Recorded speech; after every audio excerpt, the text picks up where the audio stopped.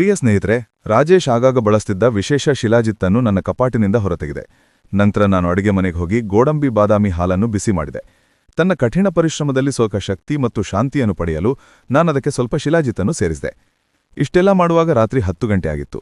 ನಂತರ ನಾನು ಬೇಗನೆ ಹಾಲಿನ ಗ್ಲಾಸ್ ಎತ್ಕೊಂಡು ಗಿರೀಶ್ ಕೋಣೆಯ ಕಡೆಗೆ ನಡೆದೆ. ಅರ್ಜುನ್ ನನಗಾಗಿ ಕಾಯ್ತಿದ್ದ. ನಾನು ಕೋಣೆಗೆ ಪ್ರವೇಶಿಸಿದ ತಕ್ಷಣ ಅವನು ಎದ್ದು ನಿಂತು ನನ್ನನ್ನು ಎಚ್ಚರಿಕೆಯಿಂದ ನೋಡಲಾರಂಭಿಸಿದನು. ಅವನ ಮೌನವನ್ನು ನೋಡಿ ನಾನು ಮುಗುಳ್ನಕ್ಕು ಕೇಳಿದೆ, ಏನಾಯ್ತು? ನೀ ನನ್ನನ್ನು ಯಾಕೆ ಆಗ ನೋಡ್ತಿದ್ದೀಯಾ? ಹೇಳು, ಇವತ್ತು ನಾನು ಹೇಗಿದ್ದೇನೆ? ಅರ್ಜುನ್ ಸ್ವಲ್ಪ ಹಿಂಜರಿಕೆಯಿಂದ ಹೇಳಿದನು, ಅತ್ಗೆ, ನೀವು ಯಾವಾಗಲೂ ತುಂಬಾ ಸಭ್ಯ ಮತ್ತು ಒಳ್ಳೆಯವರಾಗಿ ಕಾಣ್ತೀರಾ. ಲಘು ನಗವಿನೊಂದಿಗೆ ನಾನವನಿಗೊಂದು ಲೋಟ ಹಾಲು ಕೊಟ್ಟು, ಮೊದಲಿ ಹಾಲು ಕುಡೀರಿ, ನಂತರ ವಿಶ್ರಾಂತಿ ಪಡೀರಿ ಎಂದು ಹೇಳಿದೆ. ಅರ್ಜುನ್ ಗ್ಲಾಸ್ ತೆಗೆದುಕೊಂಡು ಎಲ್ಲಾ ಹಾಲನ್ನು ಕುಡಿದನು. ಹಾಲು ಕುಡಿದ ತಕ್ಷಣ, ಪ್ರಿಯ ಸ್ನೇಹಿತರೆ, ಈಗ ನಾನು ನಿಮಗೆ ಮೊದಲಿನಿಂದಲೂ ಇಡೀ ಕಥೆಯನ್ನು ಹೇಳ್ತೇನೆ. ನನ್ನ ಹೆಸರು ನಿಶಾ. ನನಗೆ 28 ವರ್ಷ, ಆದರೆ ನಾನು ಯಾವಾಗಲೂ ನನ್ನ ಮನಸ್ಸನ್ನು ಸಕಾರಾತ್ಮಕವಾಗಿ ಮತ್ತು ತಾಜಾವಾಗಿರಿಸ್ತೇನೆ. ನಾನು ನನ್ನ ಉಡುಗೆ ತೊಡುಗೆ ಮತ್ತು ಸರಳತೆಯನ್ನು ಚೆನ್ನಾಗಿ ನೋಡ್ಕೊಳ್ತೇನೆ ಎಂದು ಜನರು ಹೆಚ್ಚಾಗಿ ಹೇಳ್ತಾರೆ. ಈಗ ನನ್ನ 21 ವರ್ಷದ ಸೋದರಳಿಯ ಅರ್ಜುನ್ ಬಗ್ಗೆ ಮಾತಾಡೋಣ. ಅವನ ಕಠಿಣ ಪರಿಶ್ರಮ ಮತ್ತು ಜವಾಬ್ದಾರಿ ನನ್ನ ಮೇಲೆ ತುಂಬಾ ಪ್ರಭಾವ ಬೀರುತ್ತೆ. ಅವನು ನನ್ನೊಂದಿಗೆ ಮಾತಾಡುವಾಗ ಅವನ ಭವಿಷ್ಯದ ಬಗ್ಗೆ ಕನಸುಗಳು ಮತ್ತು ಭರವಸೆಗಳು ಅವನ ಕಣ್ಣುಗಳಲ್ಲಿ ಸ್ಪಷ್ಟವಾಗಿ ಗೋಚರಿಸುತ್ತವೆ. ಕೆಲವೊಮ್ಮೆ ಅವನು ನನಗೆ ಹೇಳ್ತಾನೆ, ಅತ್ತಿಗೆ, ನೀವಿವತ್ತು ತುಂಬಾ ಚೆನ್ನಾಗಿ ಕಾಣ್ತಿದ್ದೀರಾ ಅಂತ. ನಾವು ಲಕ್ನೋದಲ್ಲಿ ವಾಸಿಸ್ತಿದ್ದೇವೆ, ಏಕೆಂದ್ರೆ ನನ್ನ ಗಂಡ ರಾಜೇಶ್ ಸರ್ಕಾರಿ ಕೆಲಸ ಮಾಡ್ತಾರೆ. ನಮಗೆ 1 ವರ್ಷದ ಹೆಣ್ಣುಮಗುವೂ ಇದೆ. ನನ್ನ ಕುಟುಂಬ ಮತ್ತು ಮನೆಯ ಜವಾಬ್ದಾರಿಗಳನ್ನು ನಾನು ಪೂರ್ಣ ಹೃದಯದಿಂದ ಪೂರೈಸ್ತೇನೆ. ರಾಜೇಶ್ ಮತ್ತು ನಾನು ಮದುವೆಯಾಗಿ 9 ವರ್ಷಗಳಾಗಿವೆ ಮತ್ತು ಇಂದಿಗೂ ನಮ್ಮ ನಡುವೆ ಪರಸ್ಪರ ತಿಳುವಳಿಕೆ ಮತ್ತು ಗೌರವವನ್ನು ಬೆಳೆಸ್ಕೊಂಡಿದ್ದೇವೆ. ನಾನು ನನ್ನ ಸ್ವಚ್ಛತೆಯ ಬಗ್ಗೆ ವಿಶೇಷ ಕಾಳಜಿ ವಹಿಸ್ತೇನೆ ಮತ್ತು ಕೆಲವೊಮ್ಮೆ ನಾನು ಸ್ವಲ್ಪ ಮೇಕಪ್ ಕೂಡ ಮಾಡಿಕೊಳ್ತೇನೆ. ಕಳೆದ ತಿಂಗಳು ನಾವು ನಿರೀಕ್ಷಿಸದ ಏನೋ ಸಂಭವಿಸಿತು. ಒಂದು ಸಂಜೆ ನನ್ನ ಗಂಡ ರಾಜೇಶ್ ಮನೆಗೆ ಹಿಂತಿರುಗ್ತಿದ್ರು. ಅವರು ಸ್ನೇಹಿತನೊಂದಿಗೆ ಹುಟ್ಟುಹಬ್ಬದ ಪಾರ್ಟಿ ಮಾಡಿದ್ರು, ಆದ್ದರಿಂದ ಅವರು ಸ್ವಲ್ಪ ಸಮಯ ಅಲ್ಲಿಯೇ ಇದ್ರು. ಅದಾದ ನಂತರ ಅವರು ಬೈಕ್ನಲ್ಲಿ ಮನೆಗೆ ಬರ್ತಿದ್ರು. ದಾರಿಯಲ್ಲಿ ಅವರಿಗೆ ಅಪಘಾತ ಸಂಭವಿಸಿತು. ಈ ಅಪಘಾತದಲ್ಲಿ ಅವರ ಒಂದು ಕಾಲಿಗೆ ಗಂಭೀರ ಗಾಯವಾಯಿತು. ಸಂಪೂರ್ಣವಾಗಿ ಚೇತರಿಸಿಕೊಳ್ಳಲು ಮಿನಿಮಮ್ 6 ರಿಂದ 9 ತಿಂಗಳುಗಳು ಬೇಕಾಗಬಹುದು ಎಂದು ವೈದ್ಯರು ಹೇಳಿದರು. ಇದನ್ನು ಕೇಳಿ ನನ್ನ ಹೃದಯ ಮುಳುಗೋಯ್ತು. ರಾಜೇಶ್ನ ನೋವು ದೈಹಿಕವಾಗಿತ್ತು, ಆದರೆ ನನ್ನ ಮನಸ್ಸಿನಲ್ಲಿ ಚಿಂತೆಯ ಅಲೆಗಳಿದ್ವು. ಆಸ್ಪತ್ರೆಯಲ್ಲಿ ಅವರನ್ನು ನೋಡಿದಾಗ ಅವರ ಕಣ್ಣುಗಳಲ್ಲಿ ನೋವು ಸ್ಪಷ್ಟವಾಗಿ ಕಾಣ್ತಿತ್ತು. ನಾನು ತಕ್ಷಣ ಅವರ ಬಳಿಗೆ ಹೋಗಿ ಅವರ ಕೈ ಹಿಡಿದೆ. ಅದೇ ಸಮಯದಲ್ಲಿ ನನ್ನ ಅಕ್ಕ ಮತ್ತು ನನ್ನ ಸೋದರಳಿಯ ಅರ್ಜುನ್ ಕೂಡ ಅವರನ್ನು ನೋಡಿಕೊಳ್ಳಲು ಬಂದರು. ನಂತರ ನನ್ನ ತಂಗಿ ಮತ್ತು ಮಾವ ಹಿಂತಿರುಗಿ ಹೋದರು. ಆದರೆ ರಾಜೇಶ್ ಅರ್ಜುನ್ಗೆ ಇಲ್ಲೇ ಇರಲು ಹೇಳಿದನು, ಯಾಕೆಂದರೆ ಅವನಿಗೆ ನಡೆಯಲು ತುಂಬಾ ತೊಂದರೆ ಆಗ್ತಿತ್ತು. ನಾನು ಮಾರುಕಟ್ಟೆಯಿಂದ ವಸ್ತುಗಳನ್ನು ತರಬೇಕಾಗಿತ್ತು ಮತ್ತು ಹೊರಗಿನ ಕೆಲಸವನ್ನು ನಾನು ನೋಡ್ಕೊಳ್ಬೇಕಾಗಿತ್ತು. ಅದಕ್ಕಾಗಿಯೇ ನಾನು ನನ್ನ ತಂಗಿಯೊಂದಿಗೆ ಮಾತಾಡಿ ಅರ್ಜುನ್ಗೆ ಕೆಲವು ದಿನಗಳ ಕಾಲ ನಮ್ಮೊಂದಿಗೆ ಇರಲು ವ್ಯವಸ್ಥೆ ಮಾಡಿದೆ. ಅರ್ಜುನ್ ಸಂತೋಷದಿಂದ ಒಪ್ಕೊಂಡ್ರು ಮತ್ತು ಅವನಿಗೂ ಅದಿಷ್ಟವಾಯಿತು. ಅರ್ಜುನ್ ನನ್ನ ಎತ್ತರದಲ್ಲಿದ್ದರು ಮತ್ತು ಅವರ ದೇಹವೂ ಬಲವಾಗಿತ್ತು. ಅವನಷ್ಟೊಂದು ಚೇಷ್ಟೆಯವನಂತೂ ಇರಲಿಲ್ಲ. ಮನೆಯಲ್ಲಿ ಯಾರಾದರೂ ನನಗೆ ಸಹಾಯ ಮಾಡಬಹುದು ಎನ್ನುವ ಭರವಸೆಯೂ ನನಗಿತ್ತು. ಇವತ್ತು ಅರ್ಜುನ್ ನನ್ನ ಬಗ್ಗೆ ಸ್ವಲ್ಪ ಚಿಂತೆಯಾಗಿದ್ದ, ಯಾಕೆಂದರೆ ಮದುವೆಯ ನಂತರ ಅವನು ನನ್ನನ್ನು ಮೊದಲ ಬಾರಿಗೆ ಭೇಟಿಯಾಗ್ತಿದ್ದ. ನಾನು ರಾತ್ರಿ ರಾಜೇಶ್ಗೆ ಊಟ ಹಾಕ್ತಿದ್ದಾಗ ಅರ್ಜುನ್ ಕೂಡ ಹತ್ತರದಲ್ಲಿ ಕುಳಿತಿದ್ದ. ಅದಾದ್ಮೇಲೆ ಅವನು ತನ್ನ ಕೋಣೆಗೆ ಹೋಗಿ ಮಲಗ್ದ. ರಾಜೇಶ್ ಮುಖದಲ್ಲಿ ಸ್ವಲ್ಪ ಸಮಾಧಾನ ಕಾಣ್ತಿತ್ತು, ಆದರೆ ನೋವು ಇನ್ನೂ ಹಾಗೇ ಇತ್ತು. ಆ ಸಮಯದಲ್ಲಿ ನನ್ನ ಮನಸ್ಸಿನಲ್ಲಿ ಭಾವನೆಗಳು ಬಂದವು. ನಾನು ರಾಜೇಶ್ ಪಕ್ಕದಲ್ಲಿ ಕುಳಿತು, ನೀನು ಆ ದಿನಗಳಲ್ಲಿ ಹೇಗಿದ್ದೆ ಎಂದು ಕೇಳಿದಾಗ ರಾಜೇಶ್ ಮುಗುಳ್ನಕ್ಕ. ಏನಾಯ್ತು, ಇವತ್ತು ನೀನು ಸ್ವಲ್ಪ ಭಾವುಕನಂತ ಕಾಣ್ತಿದ್ಯಾ? ನಾನು, ಇಲ್ಲ, ನೀನ್ ನಗ್ತಿದ್ಯಾ, ನನ್ನ ಸ್ಥಿತಿ ನೋಡು ಅಂದೆ. ನಿಜ ಹೇಳಬೇಕು ಅಂದ್ರೆ ಈ ಪರಿಸ್ಥಿತಿ ನನ್ನನ್ನು ಒಳಗಿನಿಂದ ಮುರಿದಿದೆ. ನನ್ನ ಗಂಡ ಹೇಳಿದ್ರು, ನಿಶಾ, ನಿನ್ ನೋವು ನಂಗೆ ಚೆನ್ನಾಗಿ ಅರ್ಥವಾಯ್ತು, ನನಗೂ ಹಾಗೆ ಅನಿಸ್ತಿದೆ, ಆದರೆ ನಾನೇನ್ ಮಾಡಬೇಕು? ನನಗೆ ಸರಿಯಾಗಿ ನಿಲ್ಲಲೂ ಸಹ ಬರ್ತಿಲ್ಲ. ಇನ್ನೂ ಕೆಲವು ದಿನ ತಾಳ್ಮೆಯಿಂದ ಇರು, ಆಗೆಲ್ಲ ಸರಿಯಾಗುತ್ತೆ. ಆಗ ನಾನು ಹೇಳಿದೆ, ಪ್ಲಾಸ್ಟರ್ ತೆಗೆಯಲು ಇನ್ನೂ ಕೆಲವು ದಿನಗಳಲ್ಲ, 6 ತಿಂಗಳು ಮಾತ್ರ ಇದೆ ಮತ್ತು ಇದು ನನಗೆ 1 ತಿಂಗಳಲ್ಲಿ ಸಂಭವಿಸಿತು. ಮುಂದೆ ಏನಾಗುತ್ತೋ ಗೊತ್ತಿಲ್ಲ. ನನ್ನ ದುಃಖ ಕಡಿಮೆ ಮಾಡಿಕೊಳ್ಳಲು ನನ್ನ ಗಂಡ ಹೇಳಿದ್ರು, ಸರಿ, ಅದೆಲ್ಲ ಮರೆತುಬಿಡಿ, ಕನಿಷ್ಠ ಹಾಲು ಕುಡೀರಿ ಅಂತ. ವೈದ್ಯರು ಕೂಡ ಅದನ್ನೇ ಸಲಹೆ ನೀಡಿದ್ರು. ನಾನ್ ನಗ್ತಾ ಹೇಳ್ದೆ, ನೀನ್ ಅದೃಷ್ಟವಂತ ಅಲ್ಲ, ಯಾಕೆಂದ್ರೆ ನಿನ್ನ ಪುಟ್ಟ ರಾಜಕುಮಾರಿ ಎಲ್ಲವನ್ನೂ ಕುಡಿದಿದ್ದಾಳೆ. ನಾವಿಬ್ರು ಜೋರಾಗಿ ನಕ್ವಿ. ರಾಜೇಶ್ ನನ್ನನ್ನು ಸಂತೋಷವಾಗಿಡಲು ತನ್ನ ಕೈಯಾದಷ್ಟು ಪ್ರಯತ್ನ ಮಾಡಿದ್ರು, ಆದರೆ ನನ್ನ ಮನಸ್ಸಿನ ಶೂನ್ಯತೆ ಇನ್ನೂ ಕಡಿಮೆ ಆಗ್ತಿರ್ಲಿಲ್ಲ. ಸ್ವಲ್ಪ ಸಮಯದ ನಂತರ ರಾಜೇಶ್ ನಿದ್ದೆಗೆ ಜಾರ್ಹೋದ, ಯಾಕೆಂದ್ರೆ ಅವನ ಮಷದಿಗಳಲ್ಲಿ ನಿದ್ದೆ ಮಾತ್ರೆಗಳು ಸೇರಿದ್ವು. ಆದರೆ ನನಗ್ ನಿದ್ದೆ ಎಲ್ಲಿ? ಹಾಗಾಗಿ ನಾನೆದ್ದು ಅರ್ಜುನ್ ಕೋಣೆಗೆ ಹೋದೆ, ಅವನು ಮಲಗಿದಾನೋ ಇಲ್ವೋ ಅಂತೆ ನೋಡಕ್ಕೆ. ಅರ್ಜುನ್ ಇನ್ನೂ ಎಚ್ಚರವಾಗಿದ್ದ ಮತ್ತು ಅವನ ಮೊಬೈಲ್ ನೋಡ್ತಿದ್ದ.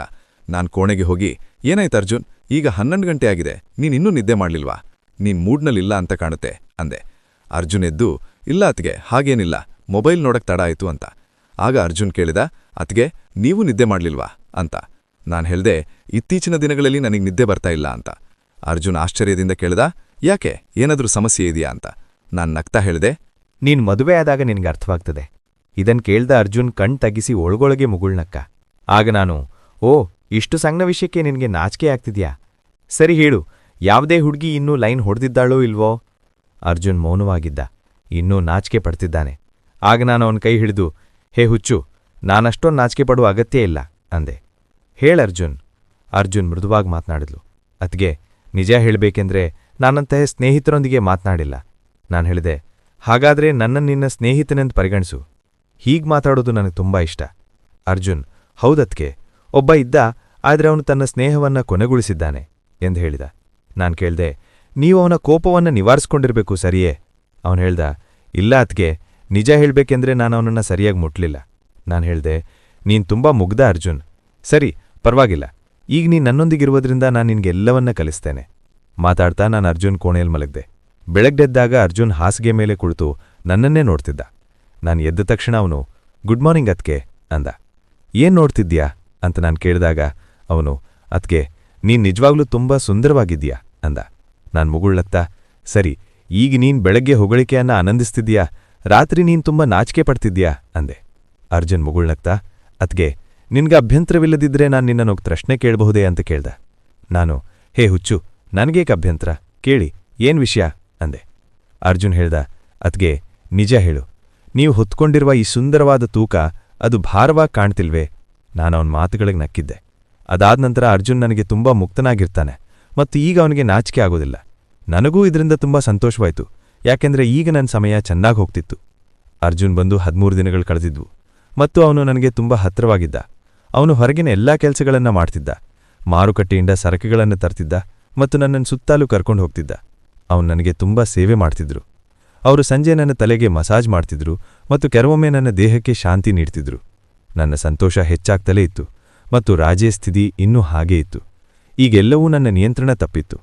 ಅರ್ಜುನ್ ಮಾತ್ರ ಈಗ ನನಗೆ ಸಹಾಯ ಮಾಡಬಲ್ಲು ಅಂತ ನಾನು ಭಾವಿಸ್ದೆ. ನೆರೆಹೊರೆಯಲ್ಲಿ ಓದ್ತಿದ್ದ ಹುಡುಗರಿದ್ರು, ಅವರೂ ಕೂಡ ನನ್ನನ್ನು ನೋಡ್ತಿದ್ರು. ನಾನ್ ಚಾವಣಿ ಮೇಲೆ ಬಟ್ಟೆ ಒಣಗಿಸಲು ಹೋದಾಗ ಅವರು ನನ್ನನ್ನು ದಿಟ್ಟಿಸಿ ನೋಡ್ತಿದ್ರು. ಮೊದಲು ಮನೆ ಕೆಲಸ ಮಾಡಲು ಯಾರನ್ನಾದ್ರೂ ಕರಿಬೇಕು ಅಂತ ಯೋಚಿಸ್ದೆ. ಆದರೆ ನಂತರ ನಾನೀ ಮನೆಯ ಗೌರವಾನ್ವಿತ ವ್ಯಕ್ತಿ, ಯಾರಿಗೂ ಮಾನಹಾನಿ ಮಾಡಬಾರ್ದು ಅಂತ ಭಾವಿಸ್ದೆ. ಅದಕ್ಕಾಗಿಯೇ ನಾನು ಅವರಿಗೆ ಅವಕಾಶ ನೀಡಲಿಲ್ಲ. ಆದರೆ ಅರ್ಜುನ್ ಕುಟುಂಬದಿಂದ ಬಂದವನು, ಆದ್ದರಿಂದ ಅವನು ನನಗೆ ಸಹಾಯ ಮಾಡ್ತಾನೆ ಅಂತ ನಿರ್ಧರಿಸಿದೆ. ಇವತ್ತು ನಾನು ಖಂಡಿತ ಅರ್ಜುನ್ನಿಂದ ಸಹಾಯ ಪಡಿಬೇಕು ಅಂತ ನಿರ್ಧರಿಸಿದೆ. ಅದಾದ ನಂತರ ನಾನು ಅಡಿಗೆ ಮಾಡಲು ಅಡಿಗೆ ಮನೆಗೆ ಹೋದೆ. ಅರ್ಜುನ್ ಸ್ನಾನ ಮಾಡಿ ಅಡಿಗೆ ಮನೆಗೆ ಬಂದಾಗ ನನ್ನ ಮಗಳು ತನ್ನ ಅಜ್ಜಿಯ ಮನೆಯಲ್ಲಿದ್ಲು, ಯಾಕೆಂದ್ರೆ ಮನೆಯಲ್ಲಿ ಅವಳನ್ನ ನೋಡ್ಕೊಳ್ಳೋರು ಯಾರೂ ಇರಲಿಲ್ಲ. ಮನೆಯಲ್ಲಿ ರಾಜೇಶ್ ಮತ್ತು ಅರ್ಜುನ್ ಹೊರತುಪಡಿಸಿ ಯಾರೂ ಇರಲಿಲ್ಲ. ಆದ್ರಿಂದ ನನಗೆ ಭಯ ಆಗಲಿಲ್ಲ. ಅರ್ಜುನ್ ಒಳಗ್ ಬಂದ ತಕ್ಷಣ ನನ್ನನ್ನು ನೋಡಿ ಆಘಾತಗೊಂಡು, ಕ್ಷಮಿಸಿ ಎತ್ತಿಗೆ, ಕ್ಷಮಿಸಿ, ನಾನ್ ನಿಮ್ಮನ್ನು ನೋಡ್ಲಿಲ್ಲ ಎಂದು ಹೇಳಿ ಅವರು ಹೊರಗೆ ಹೋಗ್ಲಿಕ್ಕೆ ಶುರು ಮಾಡಿದ್ರು. ಆಗ ನಾನು ಅವ್ರನ್ನ ತಡೆದೆ. ಹೇ ಅರ್ಜುನ್, ಏನಾಯ್ತು? ಪರವಾಗಿಲ್ಲ, ಒಳಗ್ ಬಾ. ಅರ್ಜುನ್ ಹೇಳ್ದ, ಹೇ ಅತ್ಗೆ, ನಾನು ಹೀಗ್ ಬರ್ಲಿ? ನಾನು ಹೇಳಿದೆ, ಹೀಗ್ ಮಾಡಬೇಡ ಮತ್ತು ಬೇಗನೆ ಬಂದು ನನಗೆ ಸಹಾಯ ಮಾಡು. ಅರ್ಜುನ್ ಕೂಡ ಸಹಾಯ ಮಾಡೋಕ್ಕೆ ಬಯಸ್ತಿದ್ದ, ಆದರೆ ನಾನು ಅವನ ಅತ್ತಿಗೆ ಆದ್ರಿಂದ ಅವನು ಹಿಂಜರಿತಿದ್ದ. ಆಗ ನಾನು ಹೇಳಿದೆ, ಹೇ, ಯಾಕೆ ನಿನ್ಗಿಷ್ಟೊಂದು ನಾಚಿಕೆ? ಬೇಗನೆ ಬಂದು ನನಗೆ ಸಹಾಯ ಮಾಡು. ನಿಧಾನವಾಗಿ ಅರ್ಜುನ್ ಅಡ್ಗೆ ಮನೆಗೆ ಬಂದು ನನ್ನ ಹತ್ರ ನಿಂತ. ಅವನು ನನ್ನನ್ನೇ ನೋಡ್ತಿಲೇ ಇದ್ದ. ಆಗ ನಾನು ಕೇಳಿದೆ, ಏನ್ ನೋಡ್ತಾ ಇದ್ಯಾ? ಇದನ್ ಮೊದಲು ನೋಡಿಲ್ವೇ? ಅರ್ಜುನ್, ನನ್ನ ತಾಯಿಯ ಮೇಲೆ ಪ್ರಮಾಣ ಮಾಡ್ತೀನಿ ಅತ್ಗೆ, ಇದು ಎಷ್ಟು ಚೆನ್ನಾಗಿ ಕಾಣ್ತಿದೆ ಅಂತ ನನಗೆ ಹೇಳಕ್ಕಾಗ್ತಾ ಇಲ್ಲ. ತುಂಬಾ ಚೆನ್ನಾಗಿದೆ ಅತ್ಗೆ. ನಾನು ಹೊಗಳೋದು ನಿಲ್ಲಿಸಿ ನನಗೆ ಸಹಾಯ ಮಾಡು ಅಂದೆ. ಆಗ ಅರ್ಜುನ್ ಹೇಳ್ದೆ, ಅತ್ಗೆ, ನನಗೆ ಸರಿಯಾಗಿ ಹೇಗ್ ಮಾಡಬೇಕು ಅಂತ ಗೊತ್ತಿಲ್ಲ. ಆಗ ನಾನು, ಹೇ ಮೂರ್ಖ, ಇದರಲ್ಲಿ ವಿಶೇಷ ಏನೂ ಇಲ್ಲ ಅಂದೆ. ಆದರೂ ಅವಳು ನಕ್ಕಳು. ನಾನು ನನ್ನ ಕೋಪವನ್ನ ತೋರಿಸಿ ಅವನಿಗೆ ಲಘುವಾಗಿ ಹೊಡೆದು, ಏನ್ ಮಾಡ್ದೆ? ಮೊಸರು ಹಾಳು ಮಾಡಿದ್ಯಾ ಎಂದು ಕೇಳಿದೆ. ಅದಾದ ನಂತರ ಅರ್ಜುನ್ ಭಯಗೊಂಡು, ಕ್ಷಮಿಸಿ ಅತ್ಗೆ, ಕ್ಷಮಿಸಿ, ನಾನು ಮೊದಲ ಬಾರಿಗೆ ಹಾಗೆ ಮಾಡಿದೆ, ಆದ್ರಿಂದ ನಾನು ತಪ್ಪು ಮಾಡಿದೆ. ನಾನೀಗಿದನ್ನ ಸ್ವಚ್ಛ ಮಾಡಿಸ್ತೇನೆ. ಮತ್ತು ಅವನು ನನ್ನ ಮಾತು ಕೇಳದೆ ಅಡಿಗೆ ಮನೆಯಿಂದ ಹೊರಟೋದ. ನಾನವನ್ನ ಹೆಚ್ಚು ತಡೆಯಲಿಲ್ಲ, ಯಾಕೆಂದ್ರೆ ಅದವನಿಗೆ ಸುಲಭ ಅಲ್ಲ ಅಂತ ನನಗೆ ಅರ್ಥವಾಯಿತು. ಅದಕ್ಕೆ ಇವತ್ತು ಊಟ ತಡವಾಯಿತು. ನಾನು ಬೇಗ ಊಟ ತಯಾರಿಸಿ ರಾಜೇಶ್ಗೆ ಕೊಡಲು ಕೋಣೆಗೆ ಹೋದೆ. ರಾಜೇಶ್ ಊಟಕ್ಕೋಸ್ಕರ ಕಾಯ್ತಾ ಕೂತಿದ್ದ. ರಾಜೇಶ್ ತುಂಬಾ ಸರಳ ಮತ್ತು ಒಳ್ಳೆ ಸ್ವಭಾವದ ವ್ಯಕ್ತಿ. ಅವನಿಗೆ ನನ್ನ ಬಗ್ಗೆ ತುಂಬಾ ಕಾಳಜಿ ಇದೆ. ನಾನು ಬೆವರು ಸುರಿಸಿ ಊಟ ತಗೊಂಡಾಗ ಅವನು, ನಿಶಾ, ನೀನ್ ಯಾಕಿಷ್ಟೊಂದು ಆತ್ರದಲ್ಲಿದ್ಯಾ? ನಿಧಾನ ಕೆಲಸ ಮಾಡು. ನಿನಗೆ ಏನ್ ಮಾಡ್ಕೊಂಡಿದ್ಯಾ ನೋಡು. ಆಗ ನಾನು ಅವನನ್ನು ಕೀಟಳೆ ಮಾಡಿ, ಇದೇನೂ ಇಲ್ಲ, ನಾನ್ ನಿನ್ ಜೊತೆ ಕಷ್ಟಪಟ್ಟು ಕೆಲಸ ಮಾಡಿದಾಗ ಪರಿಸ್ಥಿತಿ ಇದಕ್ಕಿಂತ ಕೆಟ್ಟದಾಗುತ್ತೆ ಅಂದೆ. ಇದನ್ ಕೇಳಿ ರಾಜೇಶ್ ನಗಕ್ ಶುರು ಮಾಡ್ದ. ನೀನು ಕೂಡ ನಿಶಾ, ನೀನು ಎಲ್ಲಿಂದ ವಿಷಯ ತಗೊಳ್ತೀಯಾ? ಅದಾದ ನಂತರ ರಾಜೇಶ್ ಊಟ ತಿಂದ ಮತ್ತು ನಾನು ಅವನಿಗೆ ಔಷಧಿ ಕೊಟ್ಟೆ. ಔಷಧಿ ನಂತರ ಅವನು ನಿದ್ದೆಗೆ ಜಾರಿ ವಿಶ್ರಾಂತಿ ಪಡೆಯೋಕೆ ಶುರು ಮಾಡ್ದ. ನನಗೂ ಸುಸ್ತಾಗಿತ್ತು, ಹಾಗಾಗಿ ಸ್ನಾನ ಮಾಡಿ ಫ್ರೆಶ್ ಆದೆ. ಅದಾದ ನಂತರ ನಾನು ಅರ್ಜುನ್ ಕೋಣೆ ನೋಡಲು ಹೋದಾಗ ಅವನು ಕೂಡ ಮಲಗಿದ್ದ. ನಾನು ವಿಶ್ರಾಂತಿ ಪಡೆಯೋಕೆ ಶುರು ಮಾಡಿದೆ. ಮರುದಿನ ನಾನು ಸಂಜೆ ಅರ್ಜುನ್ಗೆ ಚಹಾ ನೀಡಲು ಹೋದಾಗ ಅವನು ಫೋನ್ ನೋಡ್ತಿದ್ದ. ಅವನು ನನ್ನನ್ನು ನೋಡಿ ಮುಗುಳ್ನಕ್ಕ. ನಾನು ಕೂಡ ಮುಗುಳ್ನಕ್ತ. ಏನಾಯ್ತು ಅರ್ಜುನ್? ಇವತ್ ನೀನ್ ತುಂಬಾ ಶಾಂತವಾಗಿ ಕಾಣ್ತಿದ್ಯಾ. ಅರ್ಜುನ್ ಹೇಳ್ದ, ಭಾಬಿ, ಅಡಿಗೆ ಮನೇಲಿ ಮೊದಲ ಬಾರಿಗೆ ಬೇಸರ ಮಾಡ್ಕೋಬೇಡಿ, ಮೊಸರು ಬಿದ್ದಿತ್ತು.